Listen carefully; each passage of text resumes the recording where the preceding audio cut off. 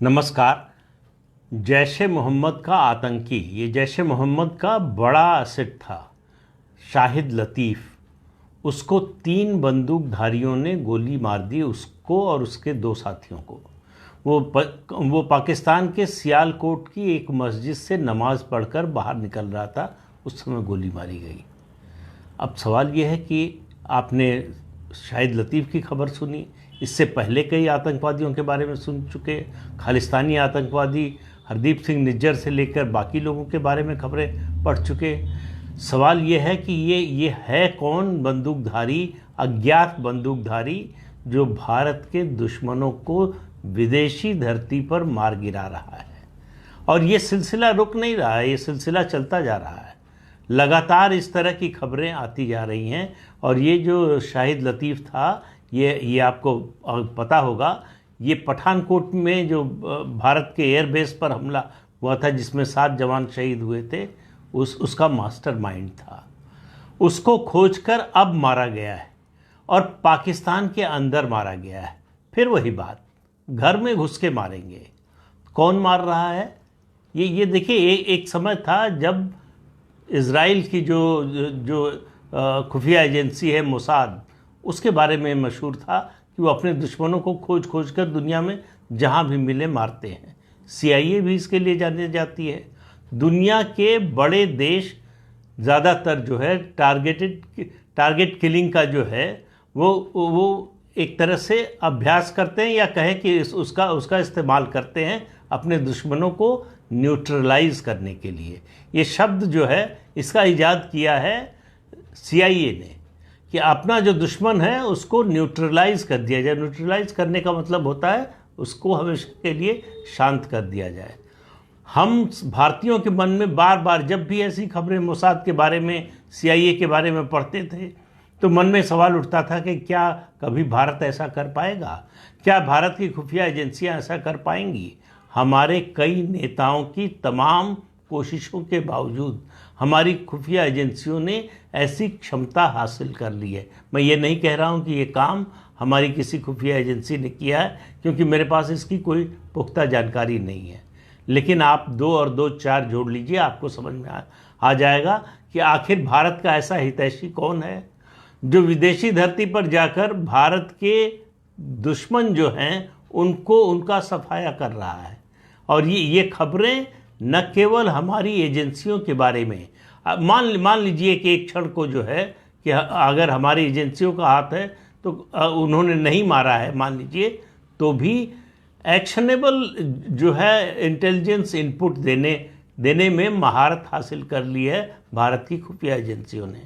तो ये जानकारी इकट्ठा करना, टाइमिंग तय करना और उसके बाद ऑपरेशन, सक्सेसफुल ऑपरेशन, ये 3 स्टेज जो है इनको पार करके जिस तरह से मारा जा रहा है भारत के दुश्मनों को, वो भारत के लिए और भारत की सुरक्षा के लिए बहुत अच्छी खबर है। और भारत के दुश्मनों के लिए संदेश है कि इस गलतफहमी में न रहना कि पाकिस्तान ने शरण दे दी है या कनाडा ने शरण दे दी है या फिर ब्रिटेन ने शरण दे दी है या अमेरिका ने शरण दे दी है तो आप सुरक्षित हैं।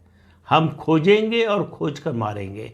या तो आप ये इन गतिविधियों को छोड़ दीजिए, भारत विरोधी काम करना छोड़ दीजिए, या फिर इसके लिए तैयार रहिए कि आपको इसी तरह से न्यूट्रलाइज कर दिया जाए।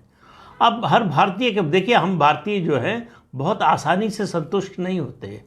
हमें कुछ हासिल होता है, कुछ मिलता है, तो ये दिल मांगे मोर वाली स्थिति होती है, हमको और चाहिए होता है।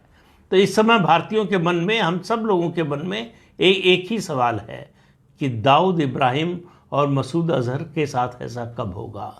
मसूद अजहर, आपको याद है, जो इंडियन एयरलाइंस की 184 जो फ्लाइट थी, उसके अपहरण में कांधार जो ले जाई गई थी, और उसके बदले में, यात्रियों के बदले में जिन आतंकियों को छोड़ा गया था, उनमें मसूद अजहर का नाम सबसे प्रमुख था।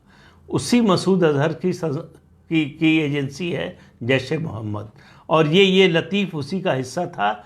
उसका नाम भी इस सूची में था जिनको छोड़ा जाना था यात्रियों के बदले में, लेकिन भारत सरकार इसके लिए तैयार नहीं हुई। उसके सहित 33 ऐसे आतंकवादियों के नाम थे जिनको भारत सरकार ने नहीं छोड़ा। तो अब जो है तो उसके बाद उसने लगातार जो है कश्मीर में आतंकवादी गतिविधियों का संचालन किया, प्लान किया, एग्जीक्यूट किया, और पठानकोट एयरबेस पर हमला वो एक तरह से उसकी मौत की मुनादी थी। उसने पठानकोट एयरबेस पर हमला करके अपनी मौत को दावत दी थी, जो उसको मिल गई और उसके 2 साथियों को मारा गया। मेरे लिए सबसे बड़ी बात यह है कि पाकिस्तान के अंदर ऐसा हो रहा है, और पाकिस्तान की आईएसआई जो एक समय लगता था कि भारत की राह से बहुत आगे निकल गई है और कोई मुकाबला नहीं है, आईएसआई जो है कुछ कर सकती है, जैसे मोसाद कुछ कर सकता है, सीआईए कर सकती है, उसी तरह से आईएसआई भी कर सकती है, लेकिन आईएसआई अब जो है कहीं उसका सुराग तक नहीं लगा पा रही है कि आखिर किसने मारा।